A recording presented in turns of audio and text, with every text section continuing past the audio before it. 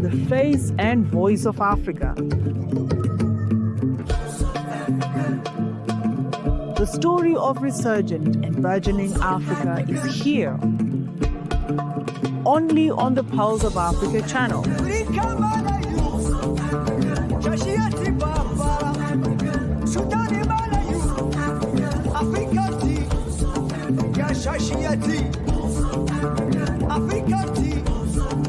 Pulse of Africa, the face and voice of Africa.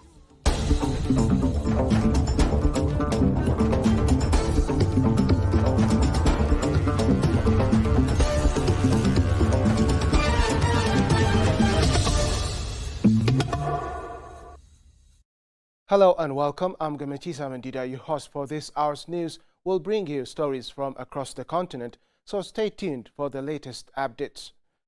President William Ruto has announced the start of interviews to select 100,000 young entrepreneurs who will receive 50,000 Kenyan shilling grants under the National Youth Opportunities Toward Advancement. President William Ruto has announced the start of interviews to select 100,000 young entrepreneurs who will receive 50,000 Kenyan shilling grants under the National Youth Opportunities Towards Advancement project. The interviews have begun across all sub-counties in Kenya. The 5 billion Kenyan shilling initiative, jointly funded by the Kenyan government and the World Bank, aims to empower 70 young people from each of the county's 1,450 wards. Beneficiaries will use the grants to start or expand their businesses, fostering economic growth and youth employment. Speaking on the program, President Ruto said, "We'll begin identifying 100,000 young people because we want to use their energy, talent and expertise to transform our nation."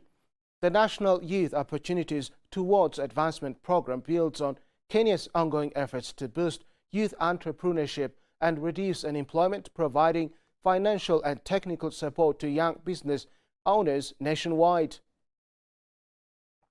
The Africa Centers for Disease Control and Prevention, Africa CDC, has welcomed Germany's €1 billion pledge to the Global Fund, describing it as a bold act of solidarity and global leadership in strengthening Africa's health systems. Dr. Jean Kasia, Africa CDC Director General, said the funds will accelerate efforts to combat HIV, tuberculosis and malaria, support pandemic preparedness, and advance universal health coverage across the continent. This is a powerful act of solidarity and global leadership. It will help build a more resilient and equitable Africa, capable of preventing and responding to health threats, Kasia said at the ongoing World Health Summit in Berlin. He added that the funding comes at a critical time as Africa implements the new public health order, which aims to strengthen national health systems, local manufacturing and the health workforce. The Global Fund, established in 2002, has mobilized resources to fight AIDS, tuberculosis and malaria, saving more than 59 million lives worldwide.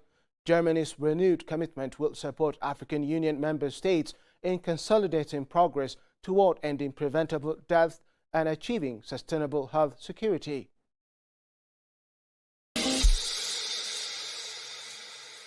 POA, the Pulse of Africa. I would like you to follow POA, the Voice of Africa. This is the face and the voice of Africa. We want you to watch this all the time. The Voice of Africa. Stick with it. You will see Africa, how it will change for the better.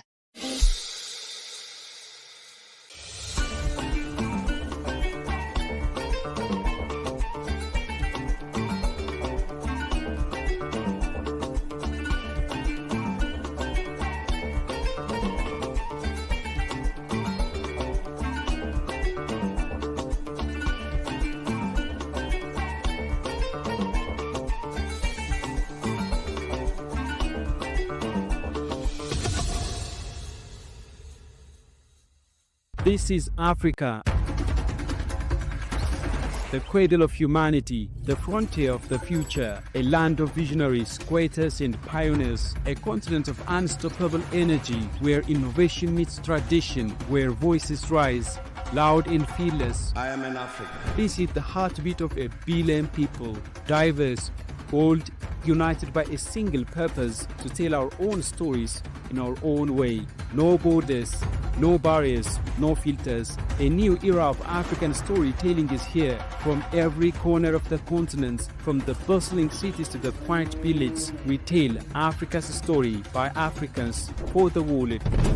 This is the land of a rising Africa, where Africa speaks and the world listens. This is why today we bring you POA, Pulse of Africa, the face and voice of Africa.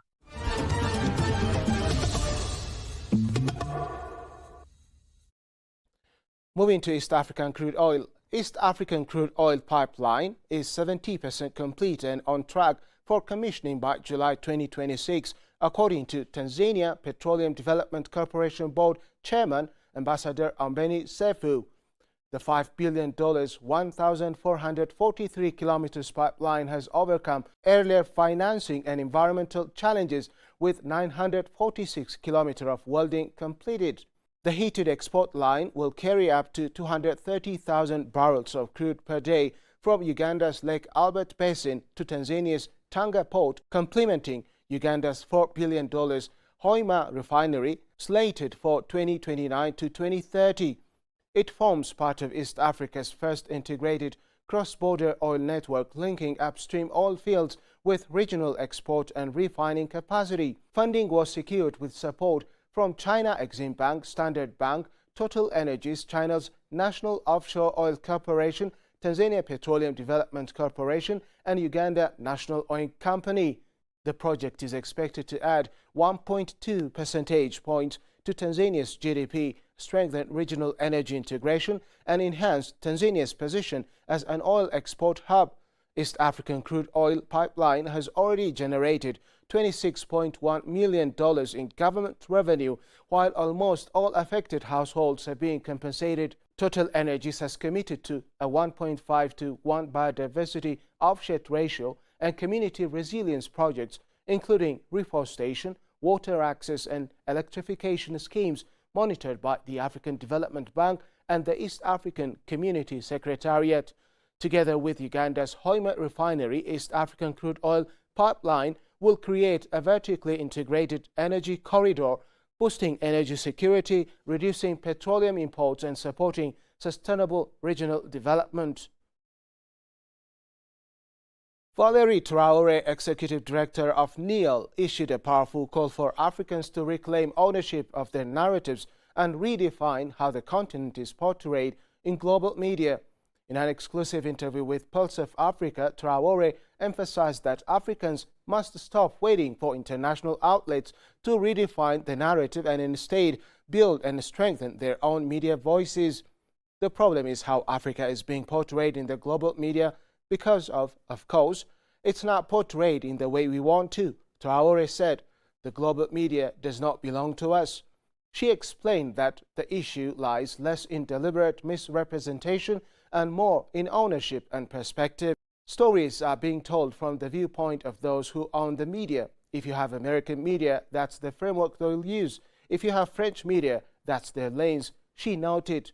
Traore's comments come amid growing calls across the continent for stronger African media and institutions capable of telling Africa's story from within. She added that while Africa is often portrayed through a lens of crisis, conflict, poverty and instability, its narratives of innovation, resilience and progress rarely receive equal attention. Traore's message aligns with ongoing efforts by African governments and institutions, including the African Union, to strengthen continental media collaboration. Initiatives like Pulse of Africa Media aim to provide a platform for authentic African storytelling that reflects the continent's realities, challenges and aspirations.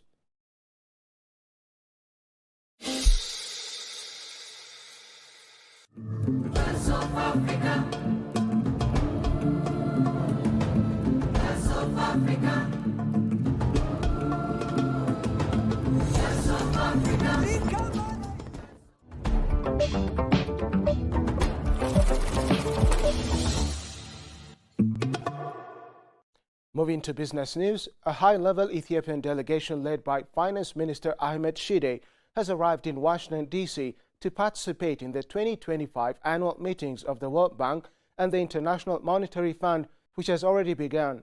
The delegation, which also includes National Bank of Ethiopia Governor Dr. Eyob Tekaling, will also engage in discussions with senior officials from the World Bank, IMF, and other multilateral and bilateral partners.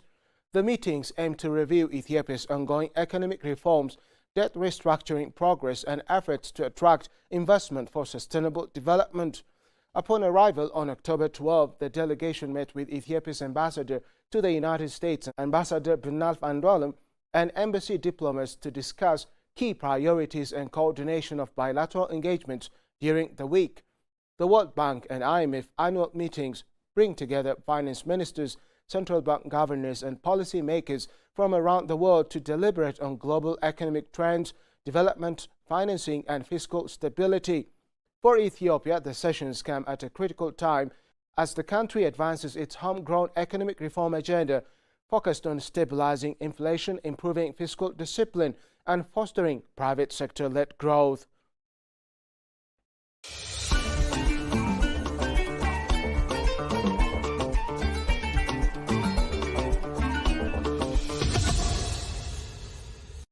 South Africa set to meet fiscal targets, says Treasury. South Africa is on course to achieve its key fiscal goals this year, including stabilizing public debt and expanding its primary budget surplus, according to National Treasury Director General Duncan Petres. We are in a period of fairly healthy budget dynamics, Petres said, adding that both the primary balance and debt to GDP targets are expected to be met. The country's debt-to-GDP ratio surged from 26% in 2009 to 77% in 2025, but is now projected to stabilize and begin declining. The Treasury aims to grow the primary surplus where revenue exceeds non-interest spending to reduce debt and redirect funds towards essential services and infrastructure investment.